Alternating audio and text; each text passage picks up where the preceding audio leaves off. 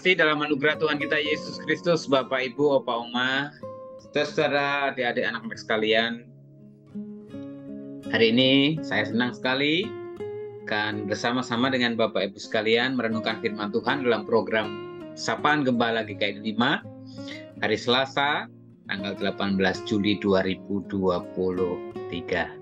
Saya akan bawakan sebuah tema masih rangkaian seri tentang belajar dari kehidupan dan secara khusus dari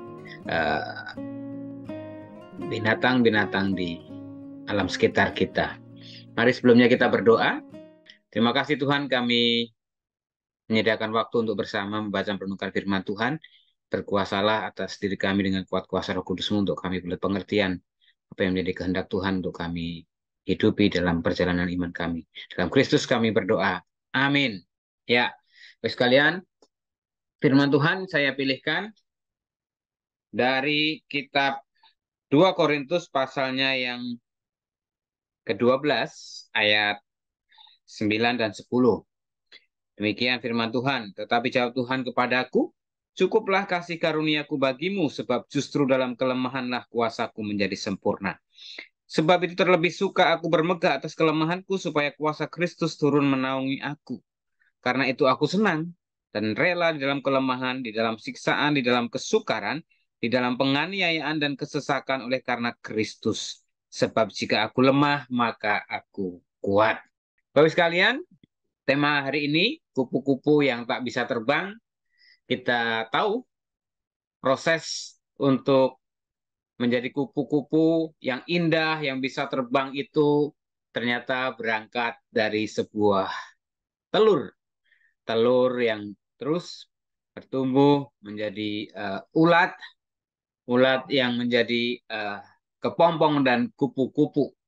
Dalam setiap tahapan proses yang disebut dengan metamorfosis itu ada proses yang tidak mudah, membutuhkan waktu, bahkan butuh perjuangan. Nah, suatu ketika ada sebuah kepompong yang sedang berproses untuk menjadi kupu-kupu, secara tidak sengaja dilihat oleh seorang anak. Dan dengan penuh antusias melihat kepompong itu kesusahan, akhirnya anak itu membuka kepompong itu supaya dia bisa keluar. Dan lalu apa yang terjadi? Ya, kupu-kupu itu bisa keluar dari kepompong menjadi kupu-kupu, tetapi lemah sayapnya, bahkan tidak sempurna. Saya akan coba tayangkan sebuah gambar. Ya, karena berusaha ditolong oleh anak tadi, ternyata kupu-kupu itu justru menjadi kupu-kupu yang lemah, tidak kuat untuk bisa terbang. Bahkan sayapnya tidak sempurna karena proses alamiahnya tidak bisa terjadi dengan baik. Ketika dia berusaha untuk mengepakkan sayapnya, justru sayapnya tidak berdaya, bahkan ada yang rusak. Sehingga kupu-kupu itu tak bisa terbang hingga akhir kehidupannya. Bapak Saudara yang kasih dalam Tuhan Yesus Kristus, kisah kupu-kupu yang tidak bisa terbang karena proses metamorfosis yang kurang sempurna, bahkan ada intervensi dari pihak luar, adalah hal yang sangat bisa terjadi dalam realita kehidupan kita. Demikian juga dalam perjalanan iman kita. Ada banyak hal yang bisa kita hadapi, ada yang bisa kita temui, menjadi hambatan yang seolah-olah kelihatannya menolong, membantu, tetapi ternyata justru menjerumuskan untuk tidak melalui proses yang sebagaimana mestinya. Demikian juga ketika kita diperhadapkan pada kesulitan kehidupan, bahkan musibah atau bencana dalam perjalanan iman kita, dalam pelayanan kita. Terkadang kita melihat ada bantuan yang memudahkan, menolong, membantu, tetapi ternyata justru melemahkan. Itu bisa saja terjadi.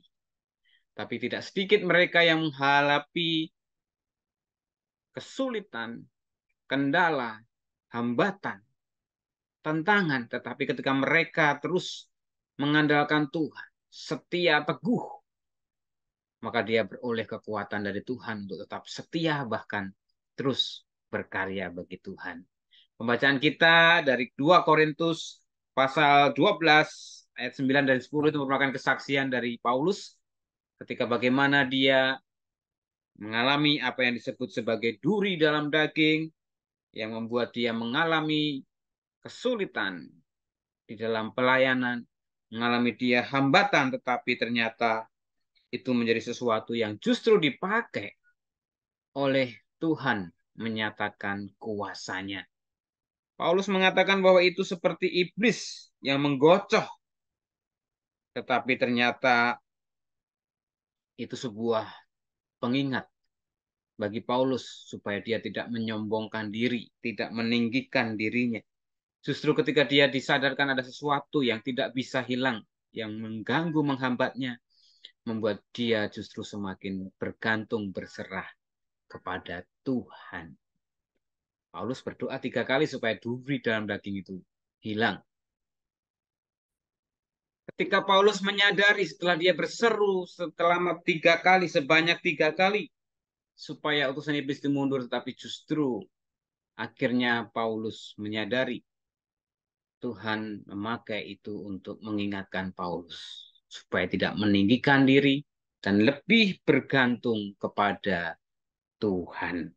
Akhirnya dia bisa menyatakan, karena itu aku senang dan rela di dalam kelemahan, di dalam siksaan, dalam kesukaran, dalam penganiayaan dan kesesakan oleh karena Kristus. Sebab jika aku lemah, maka aku kuat. Sangat jelas, sangat tegas, dan penuh dengan penghayatan iman. Luar biasa. Hari ini saya mengajak kita, Bapak Saudara sekalian, untuk bersyukur kalau dalam perjalanan iman kita sering uh, menemui, diperhadapkan pada persoalan kehidupan yang menguji kesetiaan kita, keteguhan iman kita di dalam mengikut Tuhan Yesus, ataupun juga melayani Tuhan dengan kejujuran, dengan kesungguhan dan ketulusan. Ada banyak hal yang memang bisa menghambat kita, bukan hanya persoalan kesulitan, kendala, tetapi juga seringkali kesombongan, keangkuhan, arogansi juga bisa menghambat kita untuk bisa menjadi berkat. Dan biarlah setiap apapun proses yang Tuhan izinkan kita alami, biarlah kita senantiasa mengingat Tuhan terus mau memakai kita menjadi alat di tangan. Ibu bapak sekalian yang dikasihi Tuhan, adik-adik, mari kita terus menghayati perjalanan kehidupan kita saat ini dengan segala tugas tanggung jawab kita sebagai anak-anak Tuhan, sebagai murid-murid Kristus, sebagai pengikut-pengikut Kristus. Mari kita terus terarah kepada Tuhan, apa yang menjadi rencana Tuhan untuk kita lakukan dalam hidup kita. Pun ketika kita mengalami kesulitan, hambatan, sebagai proses menguji, membentuk, memperlengkapi iman kita, mari kita tetap terus bergantung dan percaya kepada Tuhan. Kiranya Tuhan terus membuat kita dimampukan menjadi saksi-saksinya yang setia. Mari kita berdoa. Bapa di surga, kami bersyukur pada kesempatan ini kami boleh kembali bersama-sama membaca merenungkan kebenaran firman Tuhan terkait juga dengan realita kehidupan di sekitar kami, belajar dari alam, belajar dari binatang yang Tuhan ciptakan dengan segala keunikannya, karakteristiknya. Hari ini belajar tentang kupu-kupu dalam prosesnya, membutuhkan waktu dan juga tahapan yang tidak mudah, bahkan penuh dengan perjuangan, tetapi itu adalah proses untuk menjadi kupu-kupu yang baik dan indah. Kami juga mau percaya Tuhan dalam perjalanan iman kami juga sering kali mengalami masa-masa sulit, masa-masa berat, tapi kami mau percaya Tuhan sedang membentuk kami, memperlengkapi kami dengan sebuah keyakinan. Tuhan mempersiapkan kami untuk menjadi alat di tangan Tuhan. Tuhan terus memberkati anak-anak-Mu dalam setiap tugas, tanggung jawab peran mereka, baik dalam keluarga, gereja, maupun di tengah masyarakat, dalam proses kehidupan yang masing-masing alami untuk anak-anak kami yang sudah memulai masuk bangku sekolah, bangku belajarnya. Tuhan berikan semangat dalam proses belajar mereka dengan tekun, dengan sungguh-sungguh, dengan penuh pengucapan syukur. Juga untuk setiap kesempatan yang baik yang Tuhan berikan untuk kami menjadi pelayan-pelayan Tuhan, baik di tengah masyarakat, di gereja, agar kami terus terarah kepada karya dan rencana Tuhan. Kami saat ini mau bersyukur dan menaikkan doa syafaat kami ya Tuhan untuk saudara-saudara kami yang berulang tahun pada tanggal 17, Bapak Yunus Wijaya Pangestu, untuk Yulita Carolina, untuk Saudara Julius Sutabalian, ada Bapak Aji Kuan, dan juga Saudari Jen Budianto. Untuk tanggal 18 Juli, ada Saudara Lamsan Chen, Ibu Setiawati Secahusada, Ibu Yusmedina Pakpahan, dan Bapak Hengki Suhaidinata. Suhaidinata ini Tuhan terus memberkati Bapak Suhengki Suhaidinata dan semua saudara-saudara kami yang berulang tahun dalam kehidupan keluarga, karya pekerjaan, rumah tangga, dan dimanapun mereka berada, Tuhan terus memberkatinya dengan sukacita, kebahagiaan, dan kesehatan. Kami saat ini terus bersyukur juga untuk gereja Tuhan dalam setiap kegiatan program yang ada, terutama di bulan Gospel ini, untuk menjadi kesempatan yang baik gereja Tuhan, boleh memancarkan karya rencana Tuhan yang indah ke gerejamu, boleh menyatakan kasih-Mu melalui setiap kegiatan program yang ada. Kami juga menyerahkan bangsa negara kami ya Tuhan, dalam setiap proses politik tahapan yang sedang berlangsung dalam menuju pemilu serentak 2024, baik untuk pilpres, pemilu legislatif, pemilu kepala daerah, yang semuanya kami serahkan ke dalam tangan Tuhan, agar setiap tahapan boleh berlangsung dengan damai, dengan rukun, dan dengan tentram.